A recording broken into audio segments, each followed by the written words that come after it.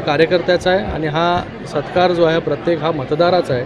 ज्या मतदारांनी जो आहे हा विश्वास तिसऱ्यांदा जो आहे हा माझ्यावरती महायुतीच्या उमेदवारावरती दाखवला आणि पुन्हा तिसऱ्यांदा मोठ्या मताधिक्याने जे आहे ते निवडून आणलं। सर काय आता ते बघा पुढच्या वेळेस वरळीमध्ये ते उभं राहतात का नाही तोच एक मोठा प्रश्नचिन्ह आहे का दुसरा मतदारसंघ शोधतात घाबरून।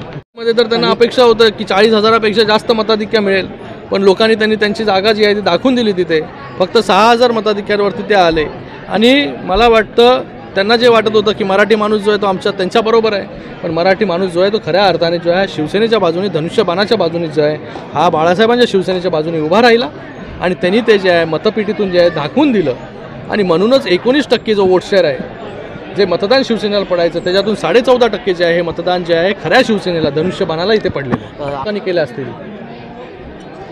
त्यांच्याच लोकांनी जे आहे कुठे कुठे जे आहे पैसे वाटण्याचं काम जे आहे ते चालू आहे त्यांचं। मला वाटतं ते त्यांच्या लोकांना जर सांगितलं जे आता उभे आहेत कुठल्या मतदारसंघामध्ये तर ते बरं होईल। लोकांमध्ये फेक नरेटिव्ह पसरवून आणि ते फेक नरेटिव्ह जे आहे ते आम्ही पुसू शकलो नाही। लोकांना जे आहे खोटं बोला पण रेटून बोला, जोरजोरात खोटं बोललं रोज तर लोकांना ते खरं वाटायला लागतं। अशीच परिस्थिती जी आहे ही काही विशिष्ट समाजाला घेऊन काही जातींना घेऊन जे आहे हे त्यांनी केलं।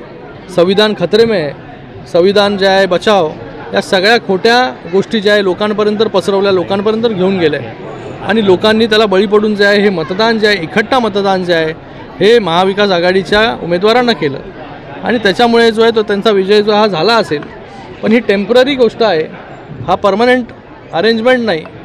इथे लोकांची दिशाभूल जी आहे ही करून तुम्ही मतदान मिळवलेलं आहे।